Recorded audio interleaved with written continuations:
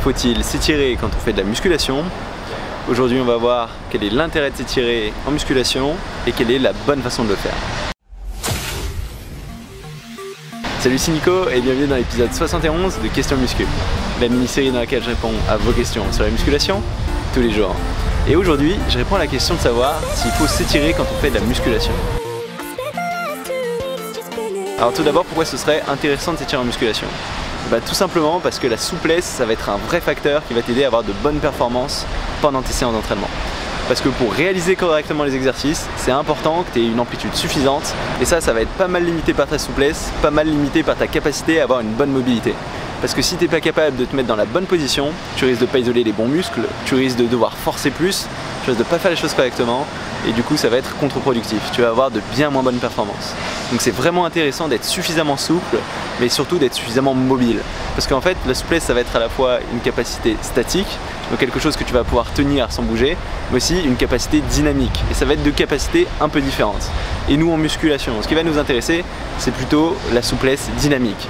Et pour entraîner cette souplesse dynamique, il faudra le faire de façon statique et de façon dynamique. Les deux souplesses sont importantes, mais nous ce qui nous intéressera surtout, c'est plutôt l'aspect dynamique. Parce que c'est comme ça qu'on arrivera à faire correctement les exercices, à se mettre dans les bonnes positions, à utiliser les bons muscles et pas avoir à forcer sur tes articulations.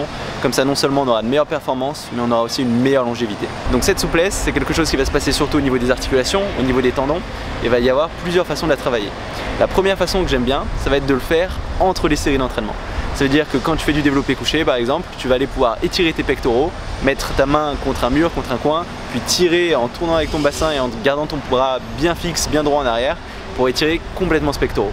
Et ce qui est important, c'est de maintenir cette position pendant 5 à 10 secondes, mais pas tellement plus. Parce qu'il y a plusieurs études qui ont montré que si tu faisais 30 secondes à 45 secondes de souplesse, tu allais perdre en force.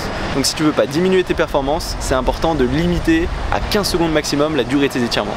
Mais faire ces étirements entre tes séries, quand ton muscle est bien chaud, quand il vient d'être travaillé, c'est particulièrement efficace pour améliorer ta posture sur cet exercice. Ça va être des étirements vraiment fonctionnels et c'est quelque chose que j'aime beaucoup.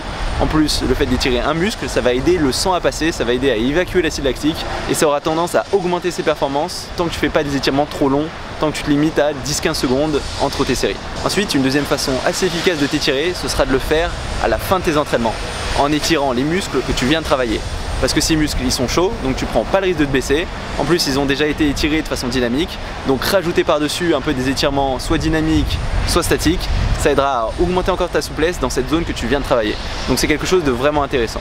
Et tu peux faire ça en faisant des étirements où tu maintiens pendant 30 secondes une position statique, tu prends ensuite 10 secondes de repos, tu remaintiens pendant 30 secondes cette position qui va solliciter la souplesse de cette partie que tu viens de travailler. Et ce qui est important, c'est de tirer suffisamment pour bien sentir l'étirement dans ce muscle, mais de pas trop tirer non plus parce qu'on veut pas non plus se blesser. Donc étirer ces muscles en fin de séance quand tu viens de les travailler, ce sera une très bonne façon de faire. Après, il y a une troisième façon de faire ces étirements, c'est tout simplement à des moments précis dans la journée. Par exemple, le matin ou le soir. Après, ce que je te conseille de faire, c'est de faire attention à bien avoir échauffé la zone que tu veux étirer. Parce que si tu essayes de t'étirer à froid, tu prends de gros risques de te blesser. Donc par exemple, moi ce que je vais faire, en me levant, je vais aller faire mon cardio à jeun, parce que c'est vraiment une bonne façon de travailler ton cardio et ça a tendance à limiter ta prise de gras. Donc moi j'aime bien faire le matin. Et une fois que je suis bien chaud des jambes, que j'ai fait ma demi-heure, mon heure de cardio, je vais enchaîner sur des étirements. Mais je vais jamais le faire à froid, directement en me levant, parce que sinon je risque de vraiment prendre le risque de se blesser. Et ça on veut l'éviter. Même chose, tu peux essayer de le faire le soir, une fois que tu as eu toute ta journée, ou donc tu as été plutôt actif, et du coup tes différents groupes musculaires ils sont suffisamment chauds pour être étirés correctement.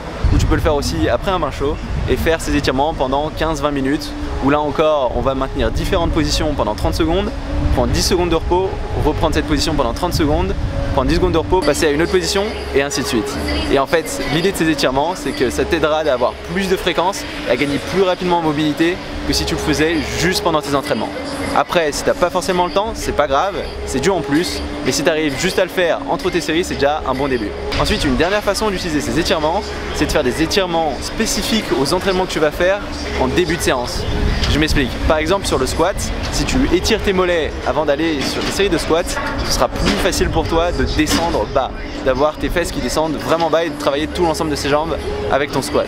Donc par exemple, ce que je te conseille de faire, c'est d'étirer correctement tes mollets avant tes séances jambes. Et pour faire ça, tu peux aller sur la machine assise pour mollet, tu mets relativement lourd, tu descends jusqu'en bas du geste et tu vas maintenir cette position pendant 15 secondes. Ensuite, tu vas augmenter un petit peu le poids, re-maintenir pendant 15 secondes, réaugmenter un peu le poids, re-maintenir pendant 15 secondes. Et avec ces 3 séries où tu augmentes petit à petit le poids, tu vas vraiment étirer efficacement ces mollets et ce sera beaucoup plus facile pour toi de descendre bas sur tes squats. Donc comme ça, il va y avoir plein d'étirements que tu peux faire avant les différents exercices. Tu peux aller te renseigner, que ce soit sur les pectoraux, sur les dorsaux, mais c'est particulièrement intéressant de les faire sur les squats. C'est là où l'amplitude va être très importante, vraiment critique, même si c'est vrai sur beaucoup d'exercices. Donc je te conseille au moins de mettre ça en place sur tes séances jambes, mais sinon de surtout te concentrer sur les étirements de 5 à 15 secondes entre tes séries. C'est comme ça que tu arriveras à avoir ces étirements de façon fonctionnelle et tu pourras mettre ça en place de façon assez naturelle, assez simple, sans prendre tellement de temps en plus.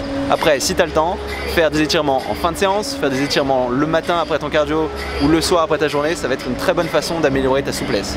Après, ce qu'il faut que tu saches, c'est que la souplesse, c'est un processus relativement lent, ça prend pas mal de temps et si tu veux de vrais résultats, il faudra être patient, le faire de façon régulière pendant plusieurs semaines, plusieurs mois. Et c'est seulement comme ça que tu auras de vrais résultats. Donc de façon générale, je te conseille vraiment de faire ces étirements, surtout si tu es quelqu'un de très raide et il faut être patient, ça va arriver petit à petit. Fais-le au moins entre les séries, ça te prendra pas de temps en plus. Si jamais tu as aimé cette vidéo, n'hésite pas à mettre un petit pouce bleu.